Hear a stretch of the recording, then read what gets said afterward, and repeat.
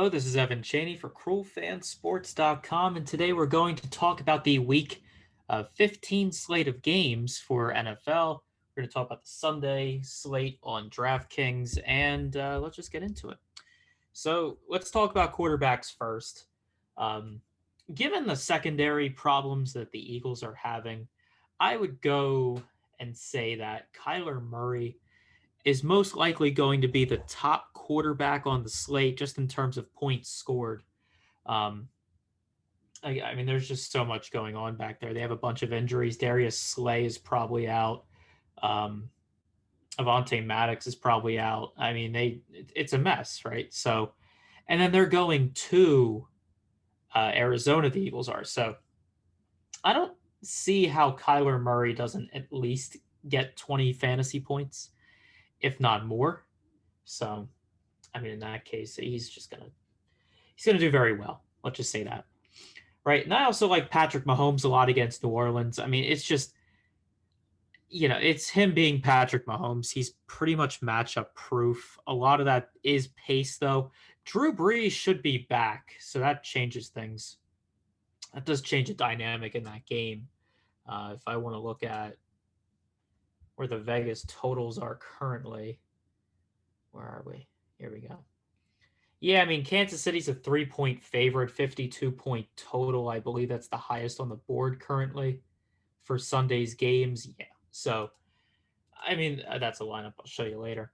But yeah, again, because I have two different lineup approaches this week. I have a stars and scrubs, and I have what'll probably be a more reasonable build. So yeah, that's kind of how I plan on doing things here this week. Yeah. So Patrick Mahomes is good. I also Lamar Jackson, if he doesn't have any bathroom troubles. He should be fine against Jacksonville. What did he do last week, even in the unique circumstance? He scored like 38 DraftKings points. He should be fine. Like, he's a good play against Jacksonville. I'm not too high on Russell Wilson. Washington actually has a very strong pass defense, and I'm not sure if Russell Wilson's going to hit his ceiling. So I'm kind of skeptical on him. Philip Rivers is actually a quarterback I like quite a bit this week. I don't think have they? They may. Oh yeah, they played a couple weeks ago. He scored 19 DraftKings points in that game. He's actually the same price as he was. His price actually hasn't changed since week 12 against Tennessee. I mean, he should be fine injury wise. And I don't he's normally not a high upside guy, but Houston's also missing a ton defensively that they weren't missing when they played a couple weeks ago. So Philip Rivers, I think, will have a much better game from a fantasy point perspective. They're home. So Philip Rivers actually works very well this week, especially stacked with one of his wide receivers, who we'll be talking about later. Tom Brady's also a play. He goes up against Atlanta. I believe that's the first matchup this season against Atlanta. Yeah. So that should be a good spot for him. Am I high on anyone else particularly? Maybe Jalen Hurts. Jalen Hurts, yeah. I mean, he scored 23 last week at 5,100. 5,900, he still doesn't have to do all that much to reach what would be a justifiable salary or score for his salary. And then one more quarterback that I kind of want to talk about is Dwayne Haskins. Where is he? Here he is. He's min price. And also he's going to start this week because Alex Smith is out. He didn't actually do all that. He scored 0.84 DraftKings points in that last game. That was against San Francisco, though. This time he gets Seattle at home. Seattle's been pretty bad this season against as a pass defense. And I do like the only reason I like Dwayne Haskins this week is because you stack him with a wide receiver of his, and he'll be interesting for GPPs, I think. So that's quarterbacks. Let's talk about the running back position where Derrick Henry's obviously your best option by far. I mean, if you factor out price, I mean, he's 9,500 though, which makes him a tough sell. However, even with his high price, well, okay. Last week he was 8,700, scored 39 against Jacksonville. Um, I mean, obviously his price doesn't at all correlate with his actual performance. But like, do I want to pay 9,500 for him against Detroit? I don't know. I have two lineups, one where I have him, and I will be trying to pick a quarterback.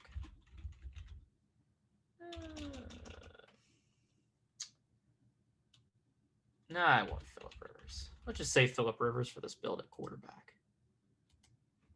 Right. And for this build, I don't want to use Derrick Henry because he's extremely questionable in terms of how often he can hit a $9,500 price tag, even in a good matchup. So, actually, there's a couple guys that I want. Here's the thing: Alvin Kamara is a very good play this week now because with Drew Brees, he's going to get his targets. Right, his price is reflective of what he's only been able to do with Taysom Hill as his quarterback. But now with Drew Brees back, and we know that, I think it's very apparent now that there is a huge difference in Alvin Kamara's fantasy upside with and without Drew Brees. So I think he's a running back that you want to look at this week for sure. Yeah, I mean, he can very much do well. He could definitely do well this week. And he's kind of in the mix with Jonathan Taylor. Uh, who else? Cam Akers, I like a lot. Jeff Wilson, right? So, and there's a bunch of names. All right, there's a bunch of names we could talk about. But I think my two running backs here, I already know who they're going to be, right? And I want these two. Right, I know Kamara is going to get a ton of opportunities with Drew Brees coming back into the lineup, and Cam Akers has a great matchup against the Jets. And we know after last Monday, I think it was it? No, Thursday. I mean, right, that Thursday night game, he's going to get a ton of carries now apparently. Right, because last two games, 21 and 29 carries. I think I guess they're becoming less running back by committee and more just giving Cam Akers the ball. So if that's the case, I want him for sure. And if we want to talk about cheaper running backs because certain builds are going to necessitate it, there's not a ton. I mean, if you want to go Nyheim Hines, that's definitely an option for the receiving upside, especially against Houston. Kenyon Drake is a name you could throw out there. DeAndre Swift is another name, but he's not the cheapest. He's 6,400. I don't know. Jeff Wilson Jr. I forgot about him. I actually want him as a flex, actually for the purposes of, because I'm going to want Jeff Wilson and then I want Cam Akers in the flex, just in case. Whatever. All right. So actually, I like Jeff Wilson Jr. He gets a very good matchup. I guess he's going to get the carries, right? I don't know. He's been seeing double-digit carries. He gets targets. I guess he's worth the play. I think there's an injury that might boost him up a bit. So that's how I feel about the running back position. Let's talk about wide receivers, where this is wide receiver is why I want to save elsewhere because I pretty much know the three wide receivers I want to play regardless. And they're for different reasons, right? So Calvin Ridley is my number one wide receiver. And that's only because Julio Jones is ruled out. And I mean, with the rest of the offense, it's like, I don't know.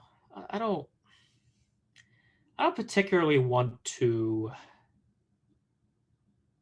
play any other Falcon, but I know when Julio Jones is out, Calvin Ridley just gets a crap load of opportunities. I mean, even last week, right? 12 targets, 124 yards, a touchdown.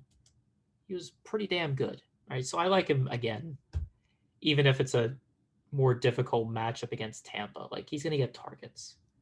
I'm not too worried about that. I mean, we can also talk about other wide receivers in this salary. I mean, DeAndre Hopkins is obviously a great play, given everything with Philadelphia. Um, Tyreek Hill's fine, but 8,800 is becoming a little bit too much. I don't know. You can also go Cooper Kupp, Brandon Ayuk, who's been seeing a ton of opportunities. Uh, Maybe Robert Woods, he's questionable. Thielen and Jefferson, that combination's pretty good. Metcalf, possibly. Um, yeah.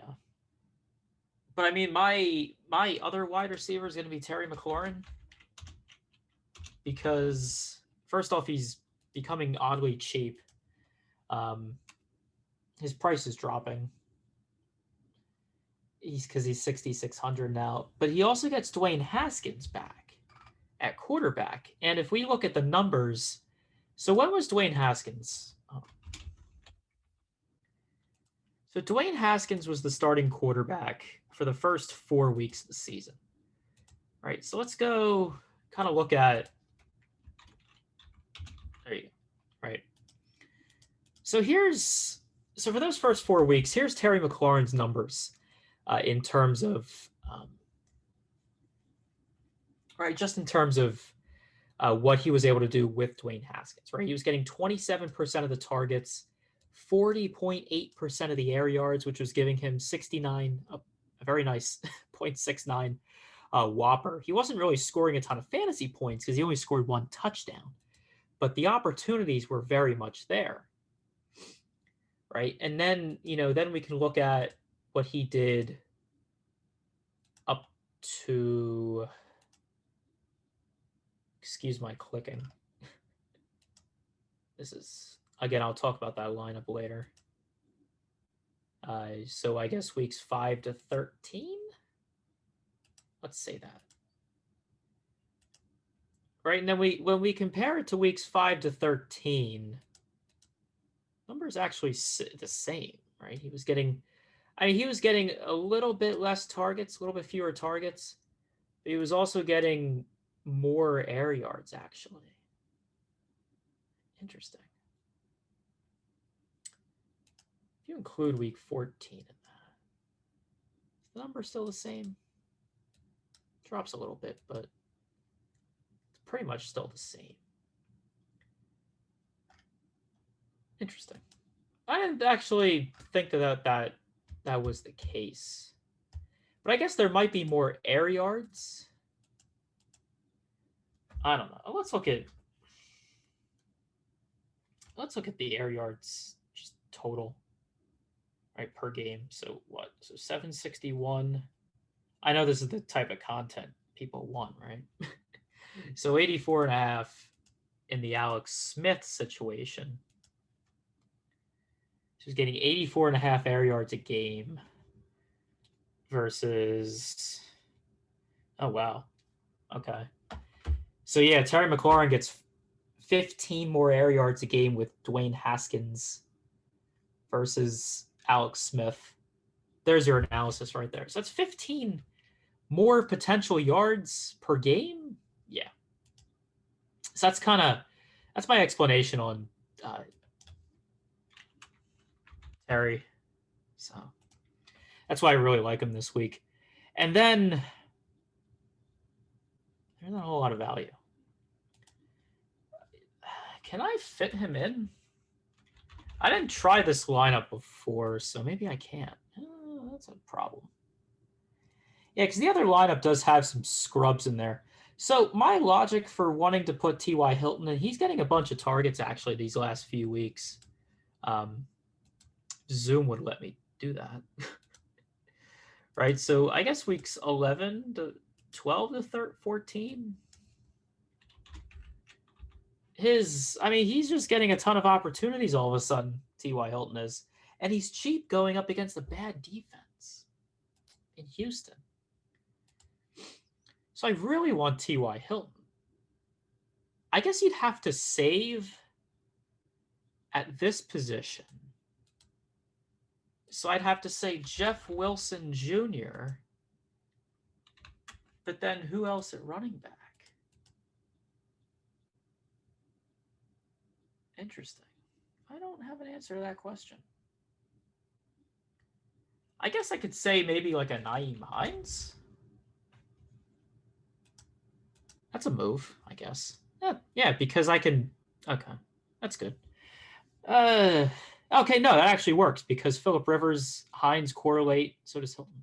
Okay, that works. Yeah. So I mean, T.Y. Hilton has a great matchup against Houston, and he's going to get a ton of targets. So that's why I like that situation there. And then, I mean, again, we can talk about other wide receivers, right? Because we can talk about Allen Robinson having a great matchup against a bad Minnesota team defensively. The only problem I have with taking guys against Minnesota, really, it just seems like Minnesota plays at this very slow pace. And it's like there's not a whole lot of opportunities for Minnesota players or even their opponents to score fantasy points. This 46 point total kind of makes sense, right? What type of value guys can we get? And we can get a Traquan Smith if you're into that. Michael Pittman, Michael Gallup, if you want. There's not a whole lot of value at the wide receiver position. Jamison Crowder, possibly. And also Russell Gage. But I don't think he's going to get that value again. All right, let's talk about tight end. Tight end, there's one guy I want, and then there's a bunch of guys you can pay up for if you want to. Because you have Travis Kelce, who, yeah, obviously, probably the best, but by far the most expensive. And then you have Mark Andrews, who's a lot cheaper. And if it works in your builds, then go for it. Also, TJ Hawkinson should probably get a lot of opportunities considering, with no Galladay. What's he been up to? Not Galladay, but yeah. Well, let's look at last game because maybe last game was a little bit. It just seemed like he had the most targets. He had the most targets, but the area. I mean, he's a tight end, so there's a difference, right? So I mean, Marvin Jones and Hawkinson were pretty similar. Hawkinson had 3 more targets, but Marvin Jones saw 51 more air yards. So, but really, my guy is Cole Kmet. Obviously, gets the matchup against Minnesota. Very cheap. He's 3,000, and I think he's been getting quite a few targets. If I can sort this, I mean, Allen Robinson obviously is getting most of them, but he saw 7 targets last week. Cole Kmet. He saw 7, which was the second most on the team. And I mean, the air yards are not going to be comparable. He saw 25 air yards. So, but Cole Kmet, I think, is going to be my guy there. I don't see any reason to divert from that. So then we can look at defense where, because of what we've done here, we can pretty much afford everyone except for the Rams and the Ravens. Right, so we can afford the Dolphins. We can afford the Colts. We can afford the Titans. I mean, again, everyone except these 2, which, again, I don't have the best read in the world on defenses. But, if you want to believe in the prevailing narrative that Bill Belichick is the best against